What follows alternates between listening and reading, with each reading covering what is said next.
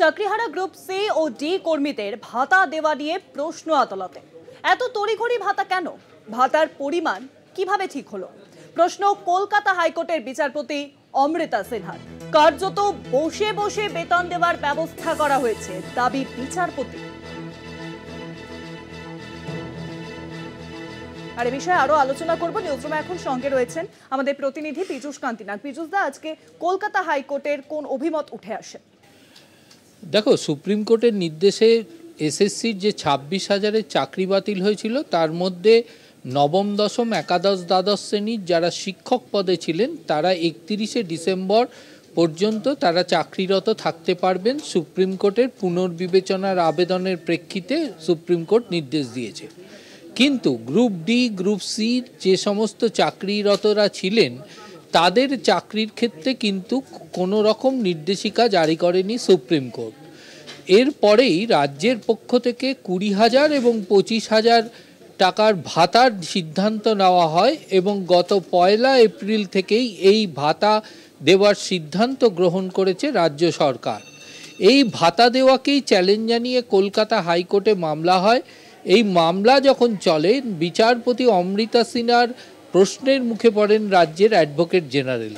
বিচারপতি অমৃতা সিনহা পরিষ্কার জানতে চান যে কিসের ভিত্তিতে 20,000 এবং 25,000-এর এই ভাতা নির্ধারিত হলো।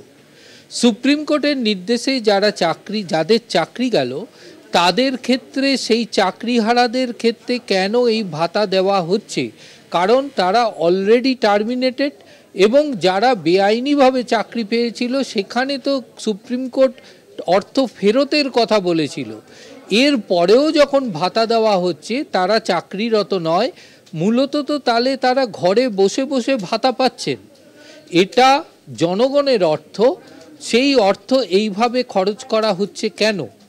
যদিও বিচারপতি অমৃতা সিনহা পরিষ্কার জানিয়েছেন মৌখিকভাবে যে এই মামলা বিচারাধীন থাকা অবস্থায় এই মুহূর্তে কোনো ভাতা যেন না দেওয়া হয় এবং তড়িঘড়ি কিভাবে ভাতা দেওয়া হলো সেই ব্যাপারেও কিন্তু তিনি প্রশ্ন তুলেছেন। এই যে ঘরে বসে বসে ভাতা দেওয়া হচ্ছে এই বিষয়টি কিন্তু বিচারপতি অমৃতা সিনহা রাজ্যের কাছে প্রশ্ন রাখেন বা তিনি মন্তব্য করেন। যদিও রাজ্যের আইনজীবীর পক্ষ থেকে রাজ্যের অ্যাডভোকেট জেনারেল বলেন যে এই যে মামলা করা হয়েছে কলকাতা হাইকোর্টে, এই মামলার করার কোনো এখতিয়ার নেই। তার কারণ সুপ্রিম কোর্টে পুনর্বিবেচনার আবেদন এখনো পর্যন্ত পেন্ডিং রয়েছে, অর্থাৎ বিচারাধীন অবস্থায় রয়েছে। যদি আবেদনকারীরা মনে করতেন তাহলে তারা সুপ্রিম কোর্টের কাছে আবেদন জানাতে পারতেন, হাইকোর্টের এই মামলা শোনার কোনো এখতিয়ার নেই। দ্বিতীয়ত, এই মামলাকারী যারা রয়েছেন তারা কিন্তু চাকরিরত নয়, তারা চাকরি প্রার্থী। সুতরাং তাদের কোনো লোকাল স্ট্যান্ডার্ড নেই যে এই মামলা দায়ের করার।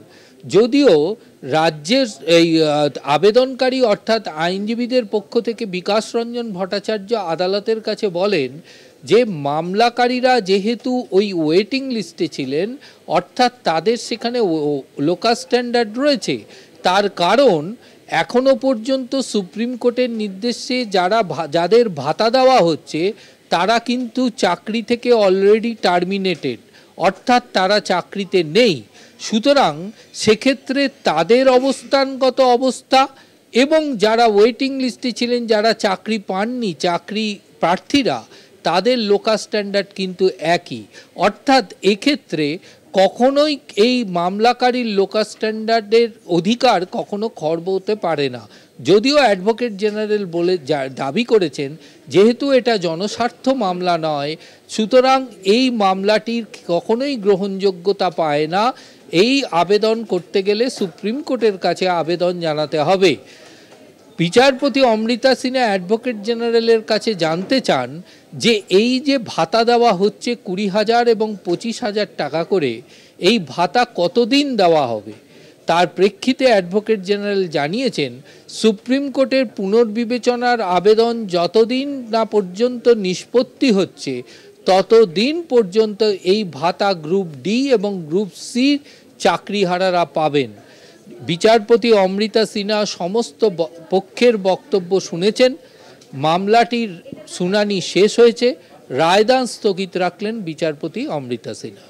অনেক ধন্যবাদ পীযূষ দা। নিউজরুমের সঙ্গে ছিলেন আমাদের প্রতিনিধি পীযূষ কান্তি নাথ। আমরা দেখেছিলাম যে সুপ্রিম কোর্টের নির্দেশে চাকরি হারিয়েছেন 26,000 জন শিক্ষক শিক্ষিকা, এবং তারপরেই এবার যে খবর সামনে আসছে যে তারপরে যে ভাতা দেওয়ার কথা বলা হয়েছিল সরকারি কোষাগার থেকে 25,000 এবং 20,000 টাকা যে দেওয়ার কথা ঘোষণা হয়েছিল, তাতেই এবার প্রশ্ন করলো কলকাতা হাইকোর্ট। কলকাতা হাইকোর্টের বিচারপতি অমৃতা সিনহা কার্যত স্থগিত রাখলেন।